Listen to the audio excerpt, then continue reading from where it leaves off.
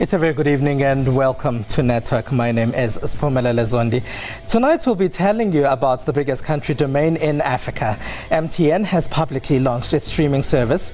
We have information on it. We'll also tell you how Social Media Week went in Lagos, Nigeria. Our discussion with Pritesh Suraj from Product of the Year is about online retail. We are live. Find us on SABC Network on Facebook and Twitter. It's News Network at sabc.co.za on email. Let's start with our social media and technology news.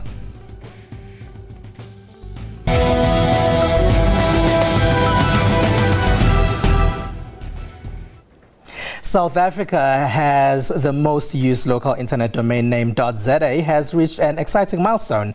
Over the last week, internet sites using the .za address reached and surpassed the 1 million number. This makes .za the most used of all country domains on the continent. Tile Kaswane has the story for us. This is the most used indigenous internet domain name on the African continent, .za. In the last week, the South African Domain Name Authority announced that the number of registered .za domain names had reached and exceeded the 1 million mark. No other African domain has reached this milestone. One can attribute this growth to a number of things. One, in the country we have very open policies. Number two, our pricing model is very affordable. It makes it even easier for the end user to own a domain name. And three, we have a very strong technical contract or back-end service provider. So who's contributing to this growth in the take-up of local domain names? The interest comes from the business because those are the first takers of technology. They're the ones who emphasize online presence. And then we also see a surge as well in individual domains as well, where people register their names or surnames and use that for email address and for websites. In 2014, the Domain Name Authority opened registrations for city domains such as .joburg and .cape town. This has the potential of reducing the lure of the .za domain. So keenly awaited are the city domains that 9,000 have so far been registered. This is a number that took the authority 3 years to achieve back in 1992, when the .za domain first came onto the scene. People understand the value of a domain name, not only as a communication tool, not only as a digital real estate, also as a branding tool, as a tool that almost tells where you are. Co.za, it says you are a company in South Africa. If you have .joburg, you are a company operating in Joburg, or .durban, you are a company operating or having presence in Durban. Or you could be a company that has presence in all three cities, so you'd want your names to appear in all three cities. The regulator says whatever domain name South Africans choose, their goal is to have an operator that provides a world-class service at affordable and competitive prices. MTN has launched its new movie and television streaming service, Front Row. It seems these services are growing in South Africa ahead of the Netflix launch. Netflix is a popular American on-demand viewing service that has said that a South Africa launch is on the cards for it. MTN's Front Row consists of a collection of movies, television series, and a music video catalog, which is similar to that of a television music channel. One day I will be where I was, right next to you. Front Row is also available on iOS and Android through the Google App Store. MTN has partnered up with 6 major US studios: Paramount, Disney, Warner Brothers, Fox, Sony, and Starz. With MTN's latest initiative in South Africa announcing that Netflix is on the horizon, everybody is scrambling for South Africa's online audiences, and MTN is showing us exactly how. This could also bring major competition to the television stations here at home. Netflix is a similar American service that is available in North America and Europe, but has announced it is extending its reach to include Cuba, China, and South Africa. The Front Row service costs 179 rands, which provides 10 gigabytes to function appropriately. The content is free upon subscription, except for the newer productions. MTN says it is available to users of any network provider and can be accessed on any device. While ADSL can be used to support this service, subscription to the Front Row is still necessary. One can also use the service to view from the television at home using a support device, such as a Samsung phone transmitting to a Samsung television. The service also comes with parental control, which would allow parents to grant their kids access to movies, but with structure. On top of that, if you want to watch blockbusters, you can subscribe to them on a unit basis. And the prices range between 15 to 27 Rand. To use the service, you basically need a bearer, so you can use your Wi-Fi service at home, MTN's LTE, or you can do it from your office, your desktop. Front Row is not the only such service to come to South Africa. Video Node launched last year.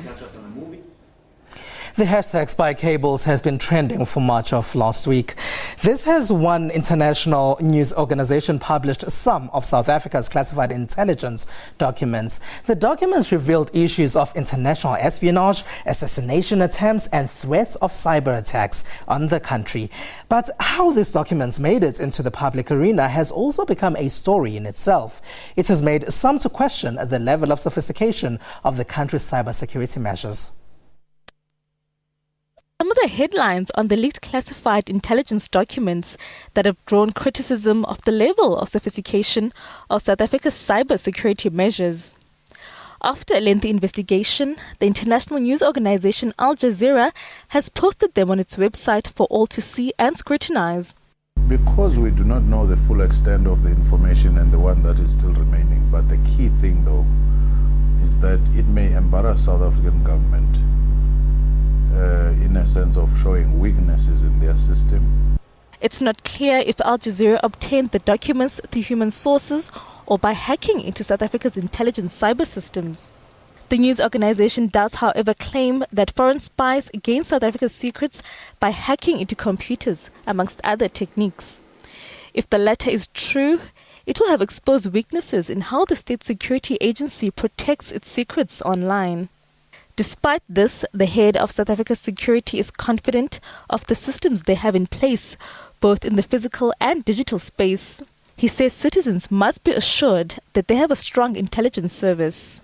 They've been able to secure us, and when there were times of extremist groups that were here in the country, trying to undermine our own democracy. Even a serious incident where the leadership of the country nearly got killed in Free State in Mangaung during the ANC conference. All the international events we have hosted as a country, these men and women have always made us proud. With all these achievements under their belts, the leaks by Al Jazeera have nonetheless poked a few holes. Citizens will be hoping some good will come from this episode of embarrassing intelligence leakages. That it serves as a kick on the back for the State Security Agency to strengthen its cyber structures. They go back to improve their security system, their counterintelligence system, so that they can quickly spot these things when they do happen. There's quite a bit that's been happening across Africa's tech space in the last couple of days. Dumelo Gasa has been compiling what we have found to be some of the top stories for the week. We are starting in Zimbabwe, where network provider Telecel has been stripped of its license to operate. Zimbabwean government has cancelled Telecel's operating license. This after the mobile phone network operator failed to clear the 1.6 billion rands outstanding debt it owes the state. The money was part of the license fee in an agreement made in 2013. Despite the removal of Telecel's license, business is still operational. ICT Minister Superman Diwanzira says this is to save jobs of Zimbabweans employed by the company. When we contacted Telecel's communications director, Obed Mandimika, he said he cannot comment. No, I can't comment on that. This is a shareholder issue, and they are the ones that are handling it. Sorry, I can't comment. Telecel has also suspended Jane Mutasa, one of its board of directors. She went to court to challenge the suspension, and that case was dismissed with costs. When we called Mutasa, she asked for text messages with questions we posed to her. For me to reply you, you have got this phone. You can do an SMS with your questions, and then from there now, that's how I reply. We sent the SMS to her, but Mutasa never responded. Crossing over to Botswana, Orange has launched a 4G technology in the country. The mobile phone network operator hopes that this will fast-track its digital footprint as it has high-speed capabilities. On a Google Plus Hangout with Muritu Omonde from Orange, he told us that the technology will put them at the same level as the rest of the world. We have the same level of technology as with France, as with Algeria, as with any part of the world. So I would like to say technology-wise, we are at par with the rest of the world. Moving over to West Africa, in Nigeria, the city of Lagos hosted its third edition of the Social Media Week. This year's theme focused on the rise of connected Africa. The discussions were around using social media as a useful tool in impacting various sectors of the continent's development. This could be done by bridging a gap between technology and government. Social media brings together the largest aggregation of eyes, pairs of eyes around the election. So you get perspectives from millions and millions of people actually witnessing the elections from different perspectives. So it provides a lot of information about elections that can help improve, that aspect of transparency. Social Media Week is a part of global franchise in 23 cities, with Lagos being the first African city to ever host the event in the continent. Social Media Week Johannesburg takes place later this year. You can find us on SABC Network on Facebook and Twitter. It's newsnetwork@sabc.co.za and email. After the break, we'll chat to Pritesh Suraj from Product of the Year about online retail in South Africa. Stay with us.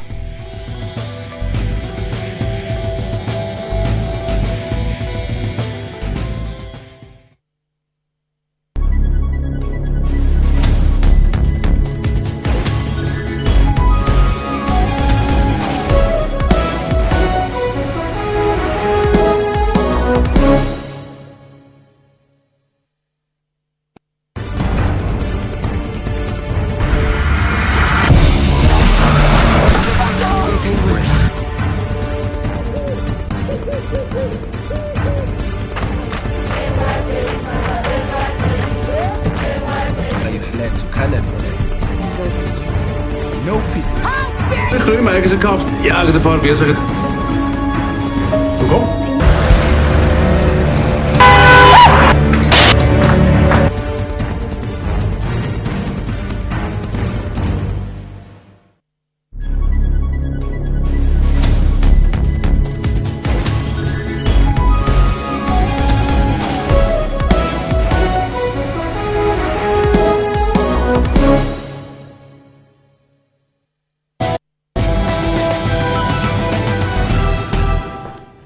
We are still on SABC Network on Facebook and Twitter, News Network at sabc.co.za and email. Welcome back.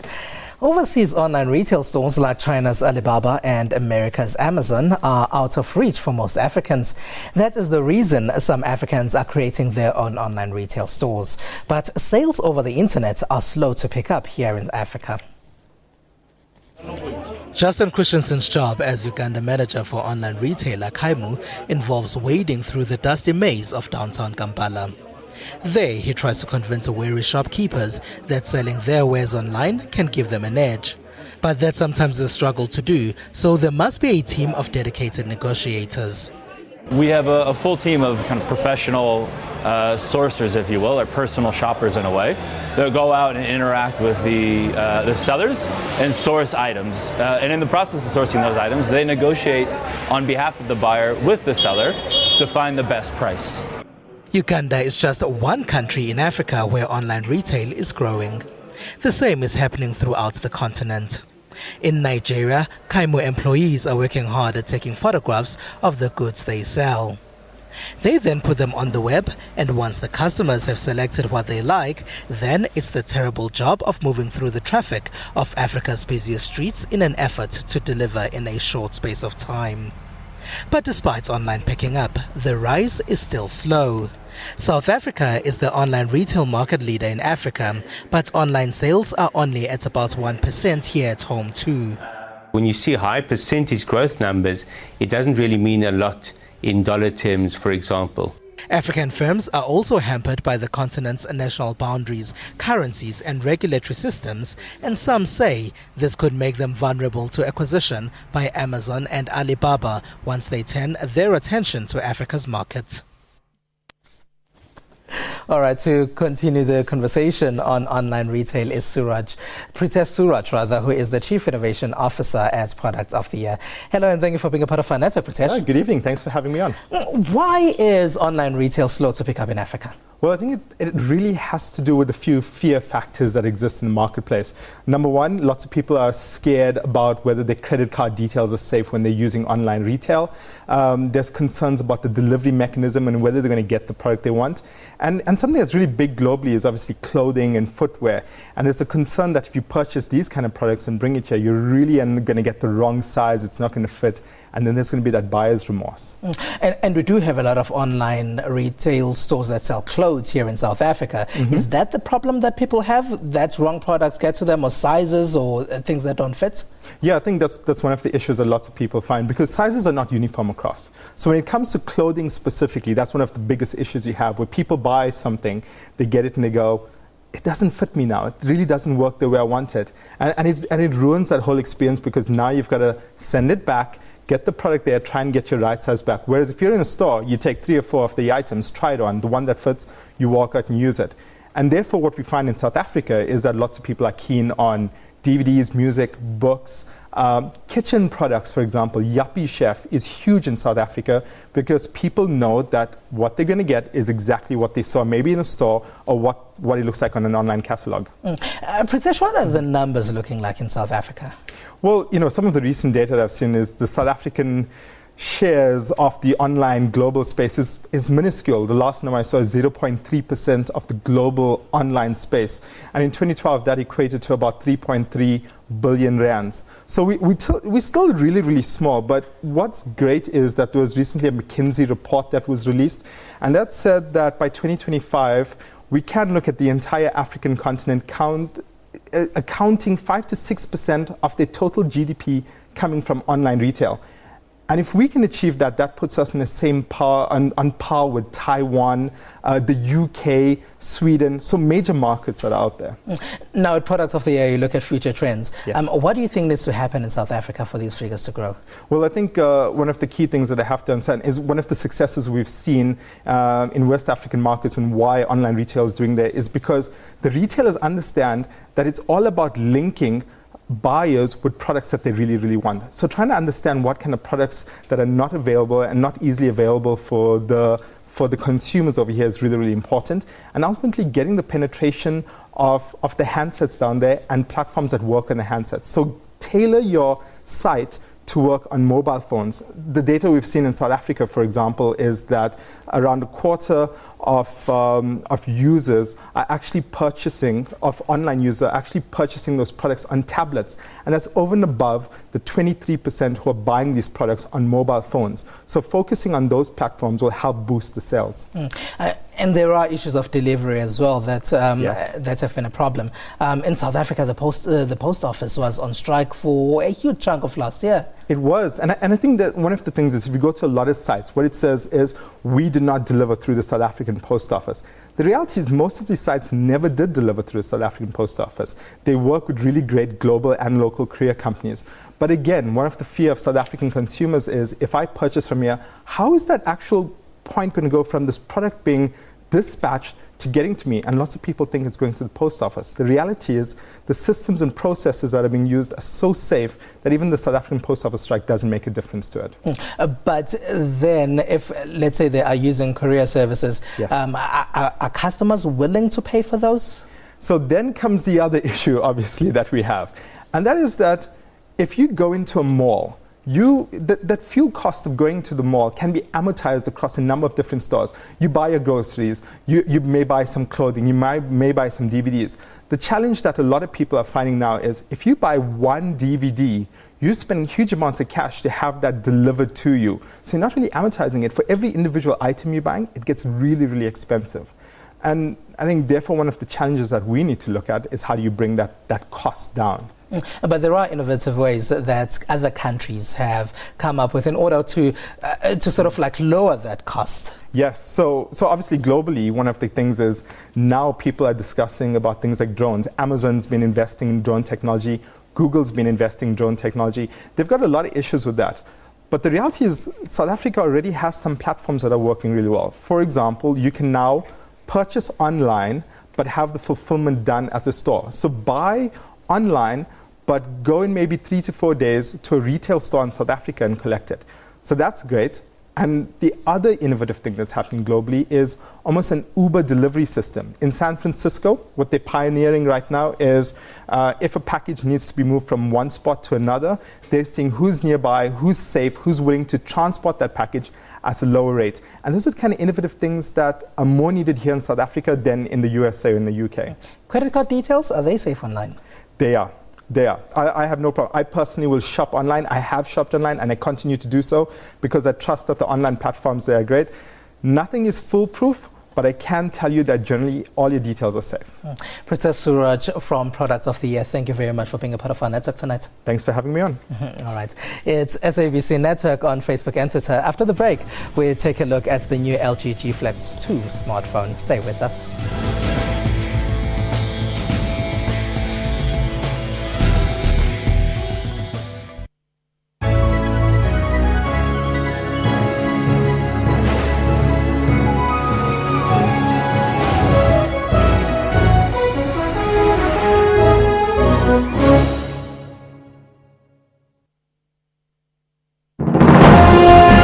Zoom into Africa.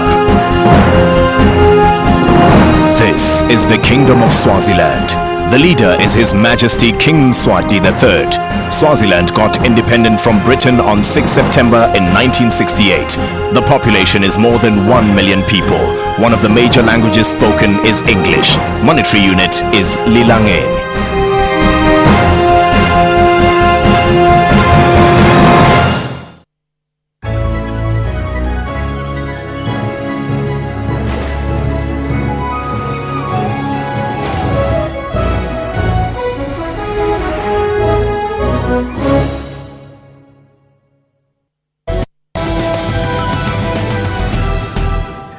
Welcome back. Now, what I remember about the original G Flex smartphone is that it was big and clumsy. Now, there's a newer version of the phone, the G Flex 2, which I have been playing around with for the last couple of days. It's still curved, the screen is smaller, and there's more. LG G Flex 2 unveiled on Thursday in South Africa has a slick 5.5-inch screen, smaller than the bigger 6.6 that the original G Flex had. The smaller size makes it better to handle. As normal with new smartphones nowadays, the screen has an easy swipe when one wants to use it. A lot of people often want to know how the camera is. This one has a pretty good resolution of 1080 by 1920, even though you'll find way better phone cameras out there. We took it to Johannesburg's Maboneng precinct to test it out, and these are some of the photographs that came out. Pretty decent. The phone is still curved, as was the case with the original G Flex. I've never understood that, but LG says it's to curve with the shape of the human face so it becomes easier to use. One of the features everyone is talking about here is that the exterior can heal itself, so if you scratch it, not to worry too much because it can fix itself right back again. All in all, the LG G Flex 2 is really a marvelous phone to use. We appreciate the feedback we've been getting from you. You can send it to us on SABC Network on Facebook and Twitter. Let's find out what some of the feedback has been and see what some people have been sharing in social media. Seems many of our viewers are impressed about Orange's 4G technology in Botswana. They then want South African network providers to do the same here. Those in Zimbabwe are asking providers there to learn from Orange. Protea Fire is still a dominant hashtag. This as South Africans continue to support the Proteas in the Cricket World Cup. Many have been tweeting about the Metro FM Music Awards that took place last night. Some share photos of celebrities on the red carpet. Winners shared their trophies with followers. And that's all we have for you. Thank you for being a part of our network tonight. We leave you with a video that pays tribute to Leonard Nimoy, who played Mr. Spock in the Star Trek movies. He died on Friday. From me and the rest of the team, have a good one.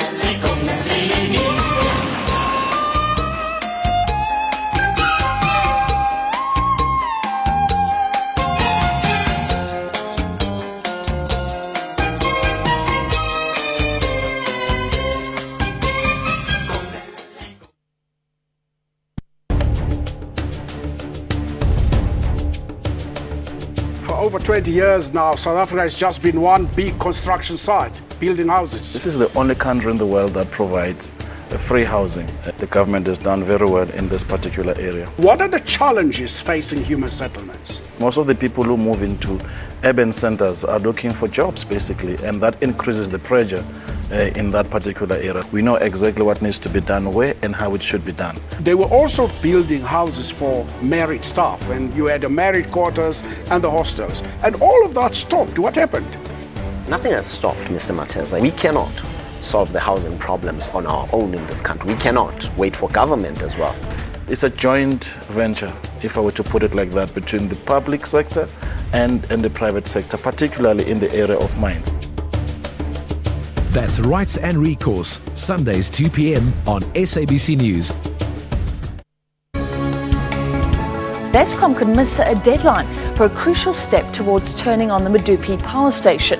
But the power utility says it will probably meet the December the 24th deadline. We're looking good. We've come through 3 days, obviously, of load shedding, which has unfortunately been necessary, but it's been useful to have built up our reserves for the coming week. Shares of private hospital group Netcare jumped up today and closed on a high after the company reported increased annual profits. The hospital group is also taking steps to aggressively reduce its dependence on Eskom due to increasing power outages and rising costs. We'll be reducing our energy needs by some 35% over the next 10 years, and our cumulative savings of our forecast electricity bill will be in the region of R1 billion. So we're doing something very constructive about the challenges we're facing at the moment. That's business news, weekdays at 6 p.m. on SABC News.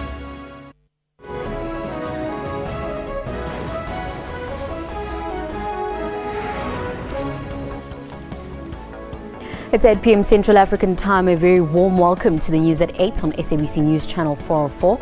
I'm Tabile Ngwato. First, a look at news making headlines.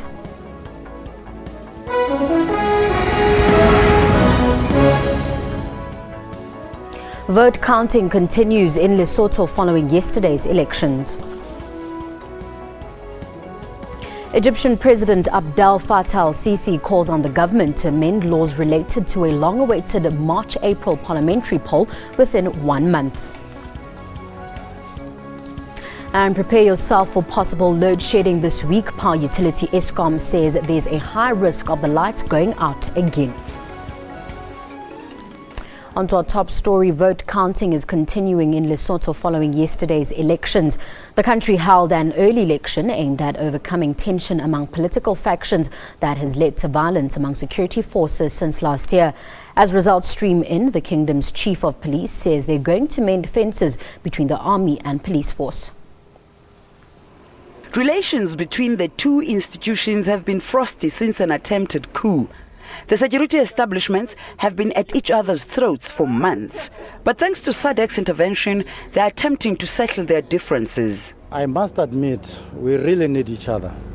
And we are working towards that. And very soon, we are going to sit down and make formal arrangements as to how we are going forward from now.